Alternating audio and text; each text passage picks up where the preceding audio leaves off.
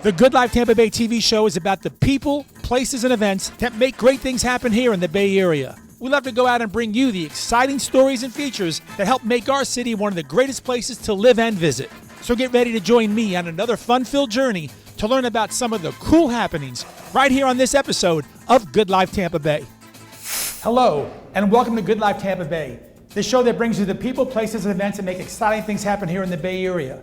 I'm your host, H John Mejia, and in this segment, I had a chance to attend a gala that paid tribute to heroes. Let's take a look. The venue on this night was held inside the Tampa International Airport. All right, tonight we're at the Tampa Airport Marriott for the first annual Cops Blue Hope Gala. This evening, it's about remembering heroes. Here's my story. Over 200 people came together to help make a difference for the West Central Florida Concerns of Police Survivors, also known as COPS. Since 2004, they have worked with agencies throughout the Tampa Bay area to offer emotional and financial support to families and co-workers of law enforcement officers who died in the line of duty. There was such great anticipation for tonight's inaugural gala, which was all about helping survivors rebuild their shattered lives. I am just beyond amazed. I didn't even know what to expect when I started this. You know, my goal was to hit 100 people attending, and I doubled that goal. And just seeing the support, it wasn't easy finding sponsors. You know, when it's your first one, a lot of people, don't want to take that chance, but I can't even tell you how much it means to me for the support that we have tonight, taking that first chance. Without stuff like this, you can't heal. I'm totally convinced that these are the things that bring us to not just awareness but when you're showing people and they're becoming more aware of what's going on in your life, they just want to come around and hold on to you. So it's a win-win, really. The Tampa Bay community is coming out and supporting law enforcement. A lot of people who are not in law enforcement don't realize what the job is and how hard it is and how little support they get from the community. So when the community does rise up and support them, it is very meaningful. One of tonight's key sponsors was Fox 13, who also had one of their news anchors serve as tonight's MC. And many others from Fox 13 came out too, all to support the cause. This is a really big step in making sure that our community understands that this organization exists, so that unfortunately when we have a police officer death, that's not the only time that people step up and say, what can we do? Let's do something year-round, because our police are there for us year-round. These are lives we're talking about all the time, every day. And just because the story ends where we report it doesn't mean that the story ends for them. And so the courage and the heroism and the bravery that they exhibit when they go through those days and weeks after. And if we're lucky enough, we get to catch back up with them and see how they're doing. And that's the gift for us. But for our law enforcement community, for us, any chance to be there for them is an honor. Another well-known media personality was on hand to help with today's fundraising auction. For him, this event was very personal. As a television reporter, I covered a lot of these tragedies where an officer lost his life in the line of duty.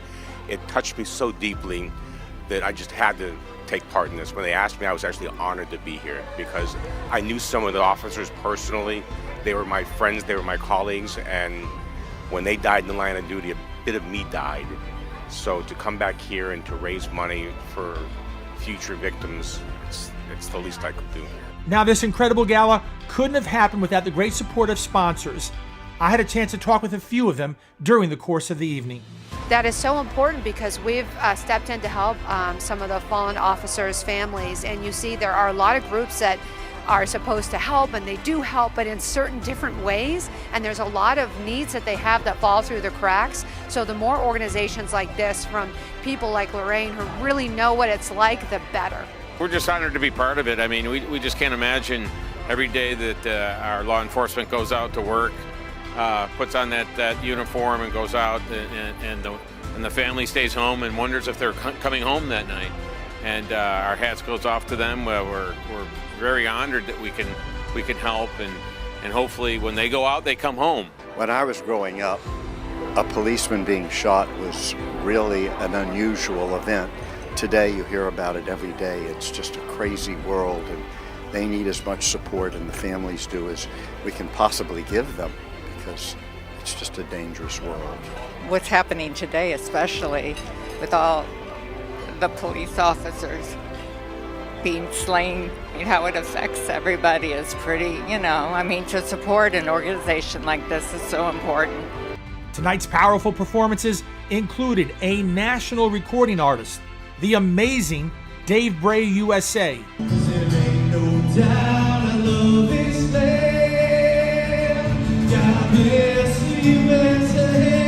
It's a somber event. It is a memorial event, but it's nice to see people healing by coming together, and I think that's the most important part. It's one of the things that Concerns of Police Survivors is doing so well around the country.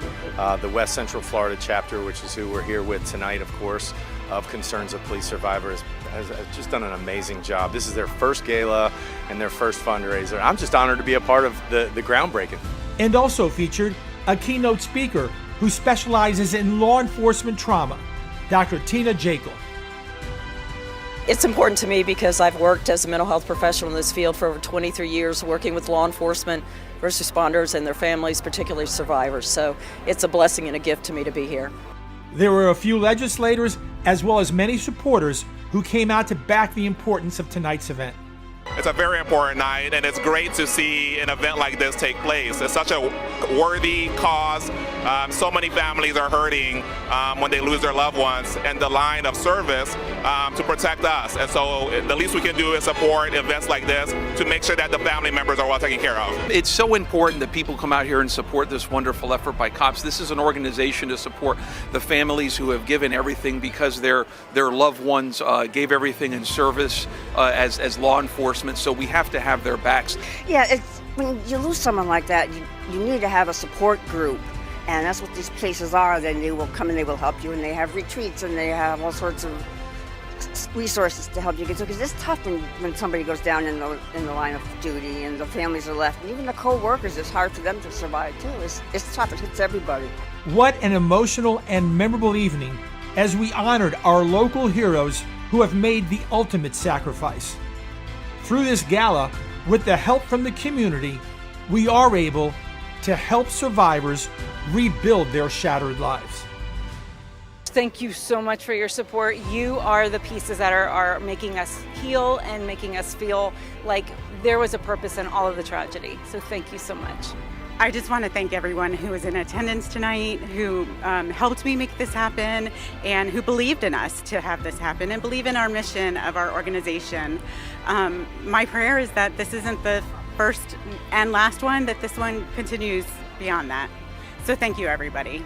All right, that's a wrap after an incredible evening from the Cops Blue Hope Gala. For Good Life Tampa Bay, I'm H John Mejia. Hey, please lend your support. For more information, go to their website at westcentralflcops.org. That's westcentralflcops.org. And check out their Facebook page at WCF Cops. That's at WCF Cops. Or call Stephanie Barnes at 727-244-1078. That's 727-244-1078. We'll be back with more Good Life Tampa Bay after the break. 'Cause I swear by the moon and the stars in the sky, I'll be there for better or worse, till death do us part. I love you with every beat of my heart, I swear. Make sure it's a Golden Diamond Source diamond. In the Zone TV has the experience to handle your project from concept to completion and deliver compelling video communication that grabs audience's attention. Together, we can create a visual message that can dramatically improve your bottom line. In the Zone TV, video production with marketing power. Good Life Tampa Bay is sponsored by the Golden Diamond Source. Be sure to check out their website at goldendiamondsource.com. In the Zone TV, when you need video production with marketing power, check out their website at inthezonetv.com. All right, let's talk about retirement. No, not just any retirement. Here's my special story on Tampa Bay Bucs quarterback Tom Brady and his retirement from the NFL. The day of February 1st, 2023 will be a day that goes down in NFL history, as 45-year-old Tampa Bay Bucs quarterback Tom Brady, the GOAT, announced his retirement after 23 incredible seasons. During his career, he delivered 7 Super Bowl rings, along with a book of NFL records that will never be touched. For Brady, the 2022 season, the final of his playing career, was filled with incredible national and international attention. Everything he did was covered by the national media, which included the news of a very emotionally charged public divorce from his wife Giselle that grabbed national headlines and speculation every day. Couple that with a disappointing season that saw him and the Bucs struggle through an underperforming season. Finally, on February 1st, 2023, the GOAT made his announcement official, saying goodbye to pro football. Good morning, guys. I'll get to the point right away. I'm retiring for good. I know the process was a pretty big deal last time, so when I woke up this morning, I figured I'd just press record and let you guys know first. So I won't be long-winded. You only get one super emotional retirement essay, and I used mine up last year. So really thank you guys so much, to every single one of you, for supporting me, my family, my friends, teammates, my competitors. I could go on forever. There's too many. Thank you guys for allowing me to live my absolute dream. I wouldn't change a thing. Love you all. You know, during my media career, I've been very fortunate to meet and interview a celebrity list of who's who from sports and entertainment. This past season, I had the privilege and honor of covering Tom Brady and the Tampa Bay Buccaneers to see firsthand the Brady factor and how he changed the culture and lifted the team standards of the Tampa Bay Buccaneers organization, his teammates, and the city of Tampa, which became known as Tampa Bay. I was so fortunate to cover minicamp, training camp, and to watch some home games to witness number 12 pull out some unbelievable signature comebacks. There were so many memorable highlights. One of them was coming off the field to the Bucs locker room after beating Carolina to clinch the NFC South title, to be greeted by Bucs co-owner Joel Glazer with a warm hug. Then there was a time he had the unbelievable and miraculous comeback against the New Orleans Saints. As we waited for him in the media room for his post-game interview, he approached the podium as we all waited and dropped this funny opening line. Just like we drew it up. Just like we drew it up. You know, one of the things I always did was to watch Brady during pregame warm-ups. As I watched the manner and intensity as he prepared for game time and the fire he exuded when he interacted with his teammates during pregame preparation. Oh yeah, a far cry from looking like a 45-year-old quarterback. I recently attended a celebrity charity event just a week after Brady's retirement announcement.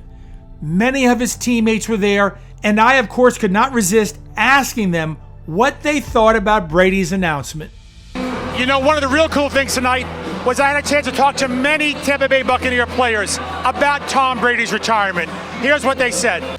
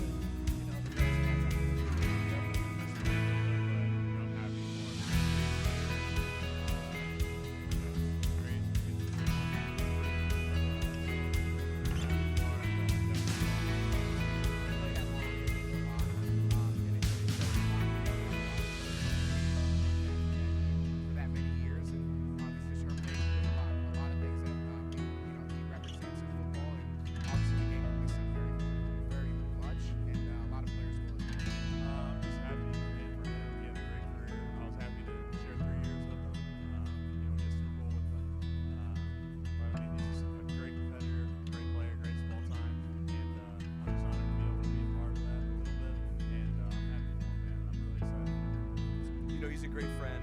We've had a lot of conversations over the last few years, kind of what's going to happen and what will transpire. It's between friend and a friend. So I support him with everything I have. He's been a great mentor, a great person, a great friend of mine, my wife, my little daughter. So The profound impact Tom Brady had as a player, teammate, and friend was clearly apparent. I asked them, what was the big takeaway that they learned from being around the GOAT? Yeah, I was just very fortunate to be able to sit in the room with him every day, see the type of leadership that he displays on a day-to-day basis. Hopefully I can be half as good as he was. The biggest thing is just his work ethic. He's the best ever do it. He's the one putting in more work than anybody else. When a guy like him doesn't have to do it, but he does because he wants to every single day. So A lot, football-wise, but also a lot, like taking care of your body,